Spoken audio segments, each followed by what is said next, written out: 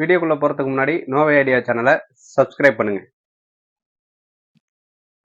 இப்போ நம்ம எங்க வந்திருக்கோம்னா நாகப்பட்டினம் மாவட்டம் புறச்சேரிங்கிற ஒரு அன்பு அறக்கட்டளை முதியோர் இல்லத்துக்கு தான் நம்ம இப்போ வந்திருக்கோம். அங்க ஒரு அக்கா தான் ஒரு 10 பேர் முதியோர்களை வச்சு பாத்துக்கிறாங்க. இப்போ அவங்கள்ட்ட நம்ம பேசுவோம். நீங்களே சொல்லுங்க. நான் வந்து ரொம்ப நாளா வச்சுட்டு 15 வருஷமா வச்சுட்டு இருக்கேன். இது நான் கவர்மெண்ட்ல எல்லாம் எந்த ஒரு அப்ரூவுக்கும் நான் போகல. ஆனா நான் எல்லாத்தையும் பண்ணி வச்சிருக்கேன். ஆனா என்னால முடிஞ்ச வரையும் சொந்த செலவுல தான் நான் பண்ணிட்டு இருக்கேன். நான் இதுவரை முன்னாடி 40 பேர் வச்சிருந்தேன். 40 பேர்ல எல்லாம் கொரோனால இறந்து போயிட்டாங்க. இப்ப என்கிட்ட இருக்கிறது 10 பேர் இருக்காங்க.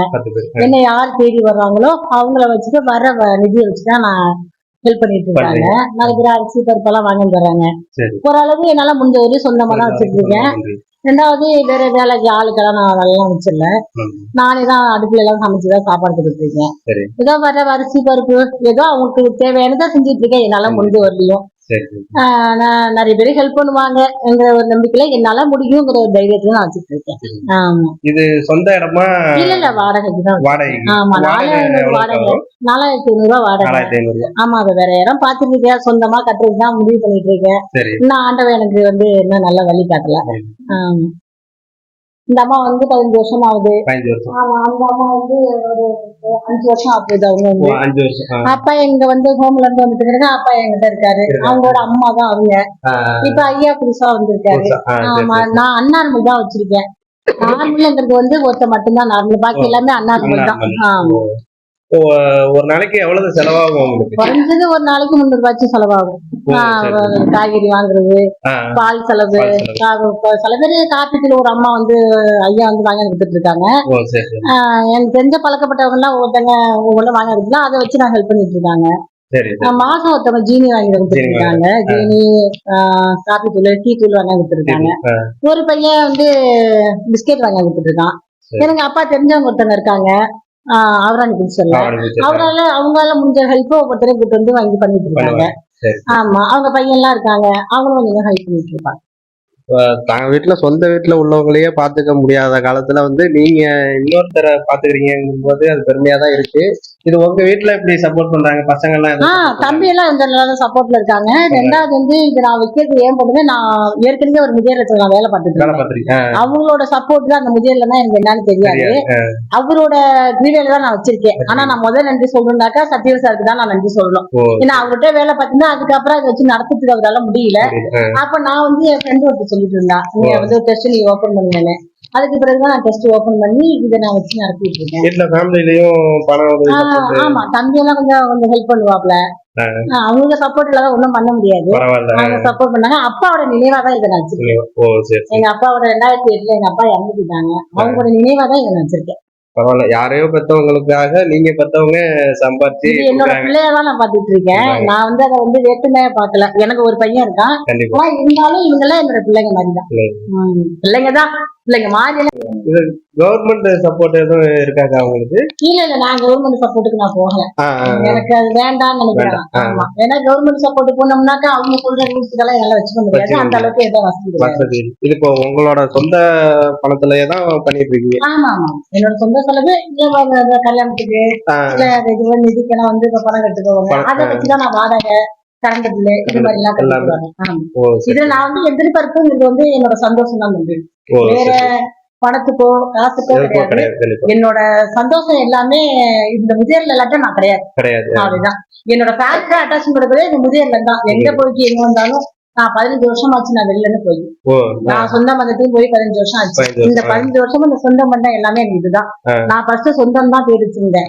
இப்பதான் நான் ரீசனா வந்து அன்புன்னு முன்னாடி சொந்த முதியோர் தான் வச்சிருந்தேன். இப்பதான் நான் அன்புன்னு ரீசனா மாத்தினேன். அதுக்கு பிறகு எனக்கு இந்த காசு பணங்கிறது வந்து அப்புறம் இப்ப என்னோட ஆசையே என்ன தெரியுமா, நான் உயிரோட இருக்கிற வரையும் எனக்கு சொந்தமா ஒரு முதியோர்ல கட்டணும். ரொம்ப எல்லாம் ஆசை கிடையாது. என்னோட 15 பேருக்கு மேல என்னால தூக்கவே முடியாது. எனக்கு என்ன பண்ண முடியுமோ அதுதான் நான் பண்ண முடியும். அந்த 15 பேருக்கு ஒரு நல்லா கட்டிலு, ஒரு ஃபேன் வசதி, அவங்க டாய்லெட் பாத்ரூம் வசதி. ஆனா அந்த வசதி இங்க கிடையாது. ஏன்னா அந்த முன்னாடி ஏற்கனவே நான் 10,000 ரூபாய் வாடகை கொடுத்து வச்சிருந்தேன். ஆனா இப்ப எனக்கு அந்த வசதி எல்லாம் அதனால போனதால இப்ப இந்த இடத்துல நான் கொண்டு வந்திருக்கேன். சரி இதுல பார்க்க முடியாது.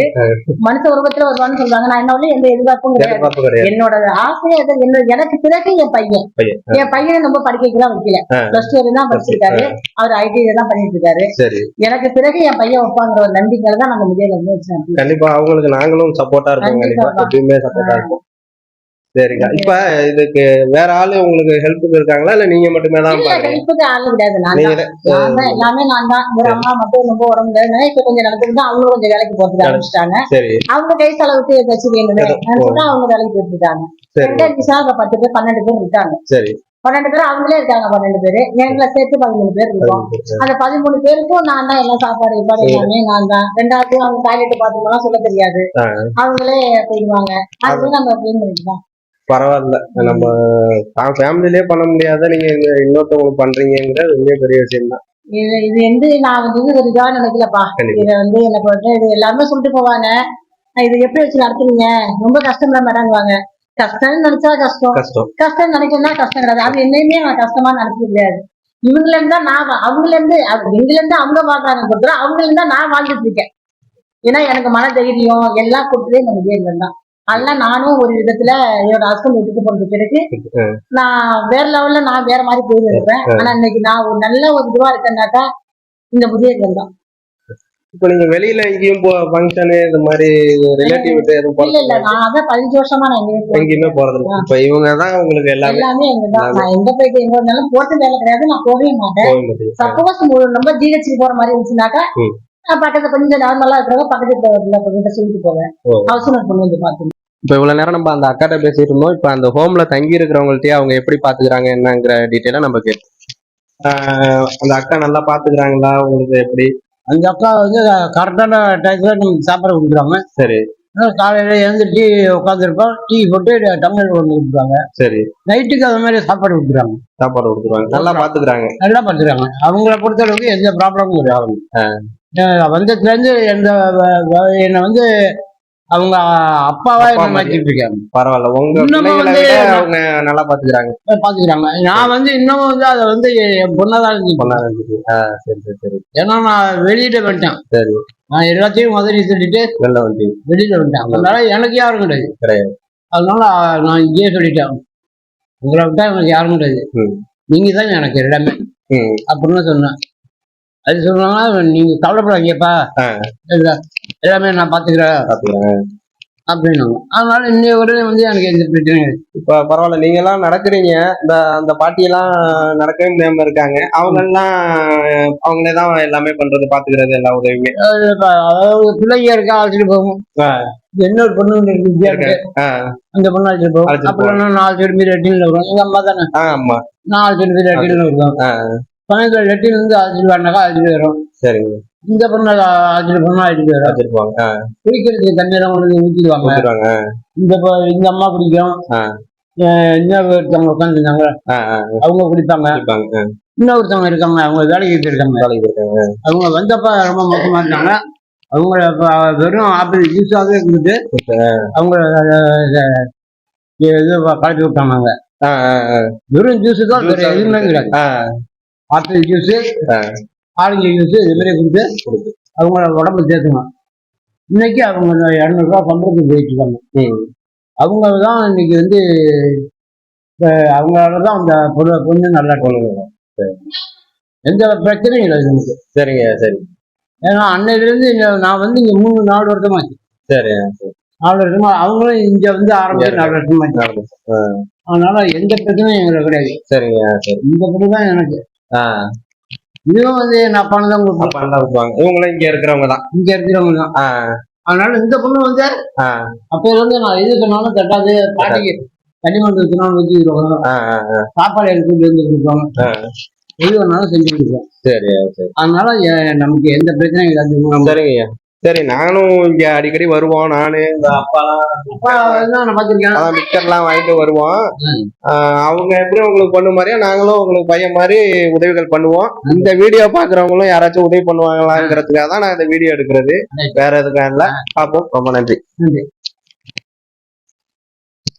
சாப்பாடுலாம் 3 வேளையும்